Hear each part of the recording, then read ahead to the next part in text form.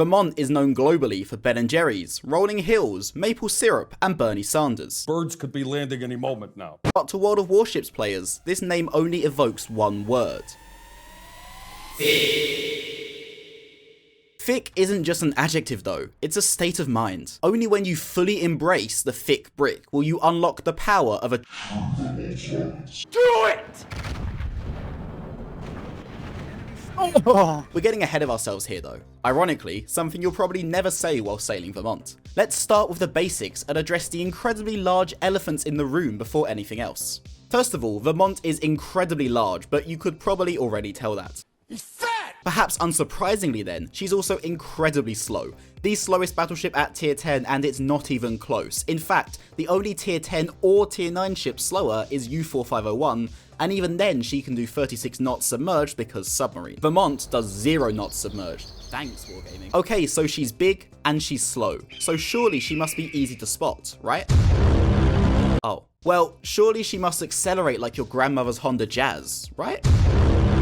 Oh, yeah, no. Vermont is one of the stealthiest battleships in her tier spread, and she also features the best acceleration of any tier 10 battleship. Granted, the top speed she has to accelerate to is lower, but still, look at this graph, this is crazy. This means that Vermont is a surprisingly slippery ship, especially as she also has the best turning radius of any tier 10 battleship. This turning radius, coupled with her acceleration, makes dodging torpedoes and maneuvering around islands relatively comfortable, as long as you can manage her admittedly poor rudder shift time. It's totally feasible to dodge torpedoes in this thing, and even speed juke to some extent at longer ranges. All of that matters because it lets you do the one thing Vermont is built for. Let's talk about the main event. 12 457mm guns firing heavy American AP with penetration that actually holds up at range. You then slap on the US accuracy mod in slot 6 and the dispersion gets disgusting, at least horizontally. This is a recipe for good times. Bro, I'm straight up having a good time. Her broadside is essentially double that of Georgia, just with half of the speed and unfortunately almost double the reload. Our daddy taught us not to be ashamed of our Cannons. especially since they're such good size and all. Yeah, I see that. These shells perform so well. The only thing you really have to dial in is your lead time. Once that clicks, Vermont stops being sometimes funny and becomes an absolute war crime. Did somebody say war crimes? Hi, I'm Professor John Warships, and this is your free slide briefing for Vermont. If you only take 3 things from this video, make it these. Number 1, you're not hunting ships, you're hunting mistakes. Vermont excels at taking advantage of crossfires and broadsides. You're looking for who's about to show broadside in the next 10 to 20 seconds. Turning out, clearing an island, getting distracted, reversing, that's your next meal. Number 2, pre-aim during your reloads. Your DPM comes from planning. Good planning allows you to turn one of Vermont's biggest weaknesses, that being her reload, into an opportunity for scouting your next target. On top of this, your turret traverse is very poor, so planning targets as far ahead as possible will allow you to maximize your damage output. Oh shit, I went too soon. Number 3, don't shoot your shot early. Angled targets are no fun. If your target is angled or otherwise hard to land substantial damage on, hold your shot. Wait for them to inevitably make a turn, get distracted by somebody else, or otherwise present a better target to maximize your damage. If they're solely focused on you, try baiting them out by firing 1 or 2 of your turrets, or look for another target. When your reload is this long, you can't afford to waste shots on ricochets and saturated superstructures. Maximize your enemy's suffering. That was your free slide briefing for Vermont. See you back in class next time when we're taking a trip to the land of baguettes and cheese. Subscribe to make sure you don't forget to attend our next lecture. Well, that was weird. Anyway, Mr. Warships did make a good point. Vermont lives and dies on what you do between salvos. If you're staring at the reload timer whilst playing this ship, you're doing it wrong. You should always be doing one of these things between shots. Creating a crossfire with small repositionings. Angling and throttle juking to mess with incoming shots. And perhaps most importantly, deciding whether you're committing to a flank or kiting away whilst you've still got the chance. Expanding on that last point, match flow is perhaps more important in Vermont than in any other ship. In the early game, don't charitably donate your hit points. Play central lanes that give you options and look for your first cruiser-shaped snack. So good and tasty. Going into the mid-game, you have to make that crucial choice. Is my flank collapsing or holding strong? If the flank you're on is holding strong, you can use your large hit point pool and decent maneuverability to push up and finish off high-value targets. However, if your flank is looking likely to collapse, this is the one scenario where it's a good thing to make a premature exit before the situation gets sticky. Then in the late game, depending on how many hit points and heals you've still got, Vermont becomes truly terrifying. When there's fewer guns focusing on you and more enemy ships on low health, you can begin to make more aggressive plays to finish off targets and close out the game. Of course, that's in an ideal world, and we play World of Warships. The thinking man's action game. Along with her aforementioned top speed issues, she's quite squishy. Vermont's massive superstructure is very susceptible to fires, and her raised citadel means that if you show broadside, you're likely to be punished. She does have one of the highest hit point totals at tier 10, but this can go away very quickly if you find yourself out of position and outnumbered. Whilst Vermont has respectable anti-air capabilities for a battleship, the phrase "for a battleship" is very much key here, as a focused carrier player will still make your life hell. And submarines, we didn't even need to talk about submarines. Positioning then is crucial with Vermont, especially at the start of matches. Fortunately, she has very good range, further compounded by a spotter plane, meaning you can play a little more centrally early on and still reach what you need to punish.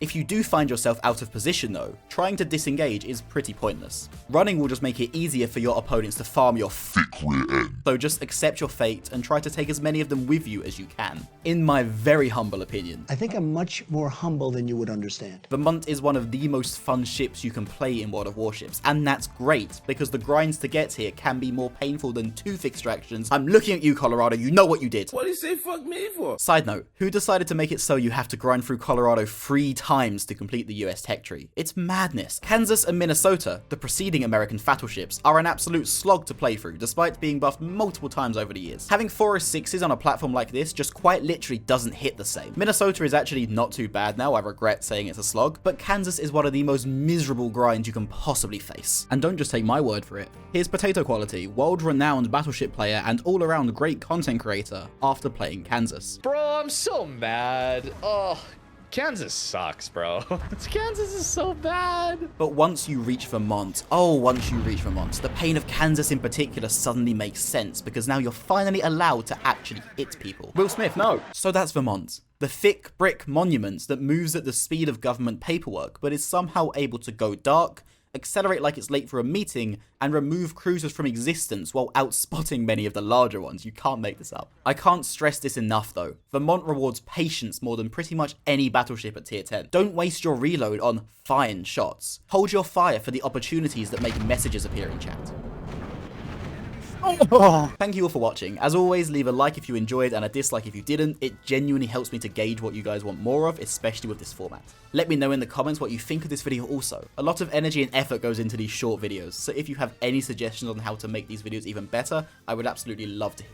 Subscribe if you want to see more ship guides like this, and more weird and wonderful World of Warships videos coming soon. Subscribing takes less time than a Vermont reload, which is honestly a pretty low bar, and it's free, so you can always feel free to unsubscribe if my voice starts to annoy you, which, fair enough. If you want to keep up with future uploads, or talk ship, or share replays, my Discord link is down below, and I'll also announce there whenever I'm going live or playing Division, so come say hi and join our community. It's pretty awesome. Now go out there and make someone regret turning broadside in front of you. Hey, are you still here? Okay, cool.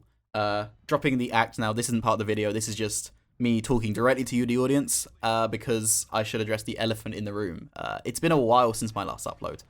During the last 2.5 years, I've gone through a lot of personal changes and even moved to the other side of the world. I also just fell out of love with the game, to be honest, and certainly I did not act as professionally as I should have done back then, which I want to openly apologize for, to Wargaming and to anyone else in the community.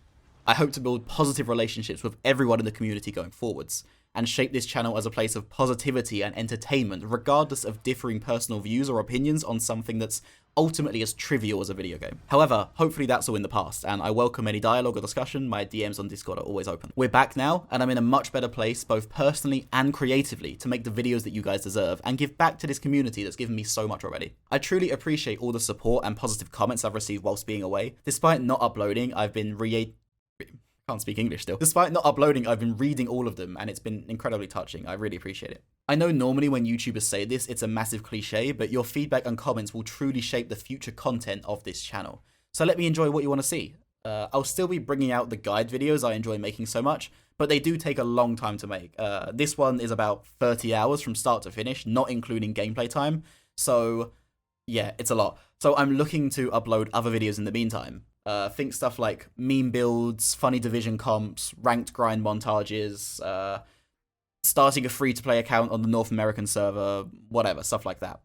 If that's something you guys want to see, please let me know below, and I can't wait to hear what you all think. And I'm very happy to be able to bring these guides back and make content for you guys again, and hopefully you can enjoy. Jesse, what the fuck are you talking about?